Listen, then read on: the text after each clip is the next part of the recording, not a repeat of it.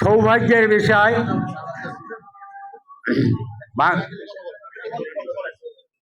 আমাদের সৌভাগ্যের বিষয় দীর্ঘ 17 বছরের আন্দোলন সংগ্রামের সুফল আজকে আমরা পেয়েছি। দীর্ঘ 17 বছর রাজপথে আন্দোলন করা প্রত্যেক রাজনৈতিক নেতারাই কম বেশ করছে, কেউ করে নাই এরকম না। তো এখন আপনাদের এলাকার সন্তান, আমি আমার বক্তব্যে স্পষ্ট বলেছি, নূরুল হক নূরের জন্মদাতা পিতা হতে পারি আমি, কিন্তু আমি এই বাংলাদেশের 18 কোটি জনগণের উপর তাকে আল্লাহর রাস্তে ন্যস্ত করে দিলাম, আল্লাহ যেন তার সহায় হয়।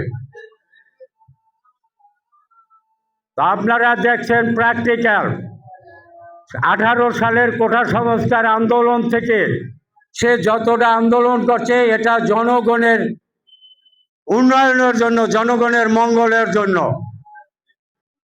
এই আন্দোলন সংগ্রামের মাধ্যমে একবার যখন এই গেল নির্বাচনে আওয়ামী লীগ ক্ষমতায় আসে, তখন তাকে বিভিন্ন রকম অফার দেওয়া হয়েছে, এটা আপনারা সবাই জানেন। আমি অত বিশেষ বড় ফ্যামিলির ছেলে না, আমি মধ্যবর্তী শ্রেণীর লোক। আমার ব্যবসা বাণিজ্য আছে, এখানে অনেকেই জানে আমি ব্যবসা বাণিজ্য করছি। আমি ইউনিয়ন পরিষদের মেম্বার ছিলাম।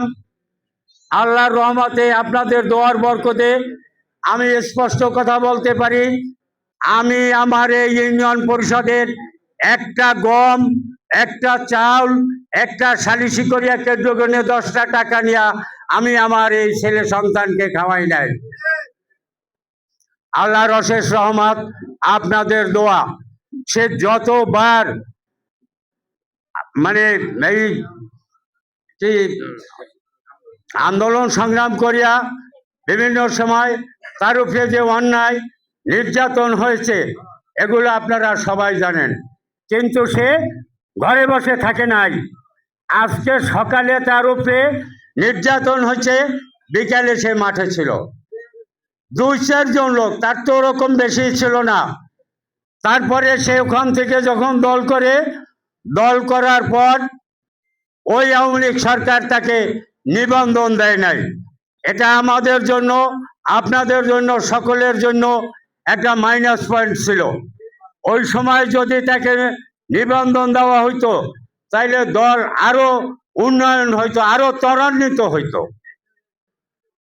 আল্লাহর মেহেরবান আল্লাহ, দয়া আল্লাহর, আপনাদের সকলের দোয়া, মা বোনদের দোয়া, পরবর্তীতে যখন এই লাস্ট আমার এই ভাইসটা শিবলু খান নাম লয়ে বলে, সে বলছে যে তার বাসায় একজন ডিসি, একজন ওসি, এরকম কয়েকজন তার বাসায় গেছে, তারা মদ খাইয়া। সে স্পষ্ট কথা বলছে, আপনারা এখান থেকে বের হন, মদের গন্ধ হয়। এই মদের গন্ধ তার শ্বশুর শাশুড়ি তারা হজ করে এসেছে, তারা সহ্য করতে পারে না, বের হন। আপনাদের মতো লোক এই সিনিয়র পর্যায়ের অফিসার হইতে পারে না, কথাটা সত্য। লাস্ট যখন তাকে অ্যারেস্ট করে 2 দিন পর্যন্ত তার কোনো খোঁজ খবর নাই। আমরা হতাশা হয়ে গেছি, জানি না সে এই দুনিয়ার বুকে আর ফিরে আসবে কিনা। দুঃখের বিষয়, এই দুঃখ ভারাক্রান্ত হৃদয়ে বলতেছে, যখন তাকে কোর্টে উঠায়, আমি তখন 2 বার ওই তার অ্যারেস্ট হওয়ার পরের দিন সকালে, আমি কোনোদিন বাইরে যাই না, আমি বয়স্ক মানুষ, আমার শারীরিক অসুস্থ, কিন্তু ভোরবেলা আমি ঘুমে উঠেই এই বাইরে আমি ঢাকা চলে গেছি। ওনাদেরকে যখন কোর্টে উঠাইছে, তখন আমাদের এই আরো অন্য কিছু নেতা, যেমন তাদের নাম আমি অনেকের জানি, যেমন বিএনপির রুহুল কবির রেজভী, বিএনপির ইয়েনি, তারপরে জামাতের সেক্রেটারি, ওই ইয়ের বোলার ওই পার্থ, আর এই নুরুল, এই 5 জন লোক একসাথে উঠাইতো। প্রথম দিন উঠানে তাদের জামিনের প্রেয়ার দেওয়া হয়েছে, কিন্তু তাদের জামিন দেওয়া হয় নাই, তাদেরকে আবার পিছন ভ্যানে করে নিয়ে গেছে। লাস্ট 5 দিন না জানি 4 দিন পর আবার তাতে কোর্টে উঠেছে। এই কোর্টে উঠানোর পর ওইখানে সে এই পুলিশের কাঁধে হাত দিয়া মৃত্যুর সাথে পাঞ্জা লড়া সে কোর্টের বারিন্দায় দাঁড়াইয়া বলতেছে এই সরকারের 90% পতন হয়ে গেছে, আপনারা 10% ধাক্কা দেন, 10% ধাক্কা দিলে এই সরকারের পতন হয়ে যাবে। মানুষ তখন প্রত্যেকটা মানুষ যার যার নিজ থেকে উদ্বেগ নিয়ে তারপরেই তারা এই আন্দোলন সংগ্রামে আপামার জনসাধারণ সারা বাংলার সকল মানুষ ঐক্যমত হইয়া তারা মাঠে নামছে, যে কারণে এই সরকারের পতন হয়েছে। আজকে এক সরকারের পতন হয়েছে, আবার নূতন আর এক সরকার হবে।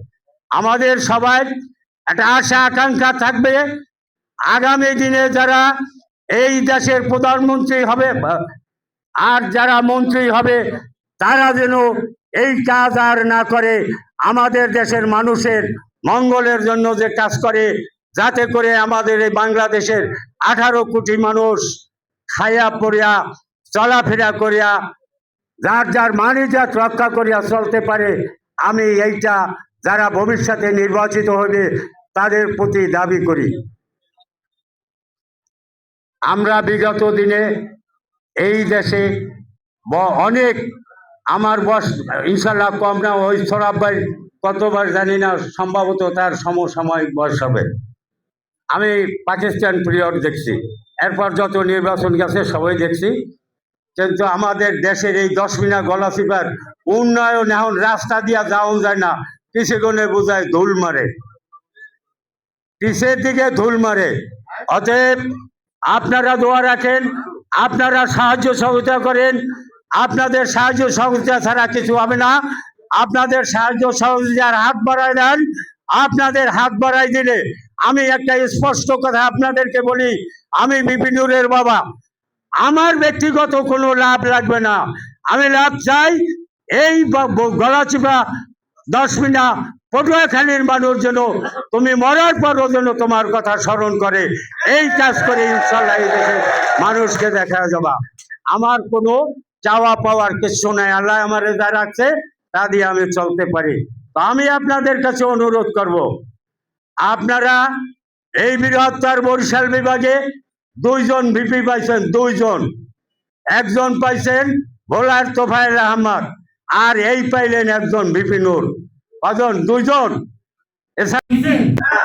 বিপিনুরের নামটা যদি আপনারা বাংলাদেশের যে কোনো জায়গায় গিয়ে উচ্চারণ করেন, একটা চার দোকানও না হলেও আপনাকে একটু বসতে দেবে, যে বাবা বসেন, আপনি ওই এলাকার লোক।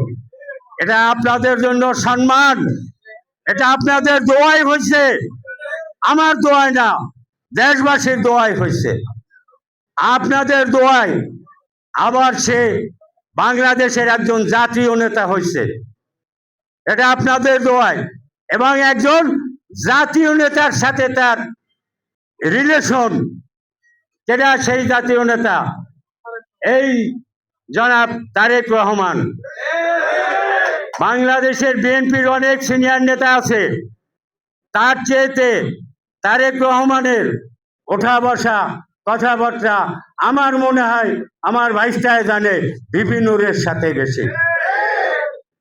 তো সে আপনাদেরকে সে নির্বাচন করবে তার মাত্রায়, কিন্তু এই অনুমতি দিয়া তাকে এই 10 মিনা গলাচিপা পটুয়াখালী 3 আসনে প্রার্থী নিযুক্ত করছে। অতএব আপনারা যদি তাকে এই সিট থেকে এমপি নির্বাচিত করে যেতে পারেন, এর চেয়ে একটা বড় উপহার মনে হয় জনাব তারেক রহমান আপনাদেরকে দেবে।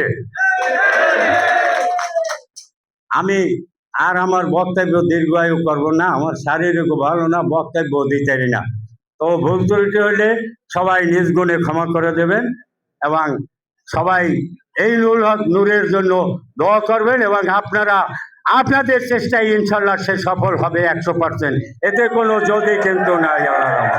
আমি এই আশাবাদ ব্যক্ত করেই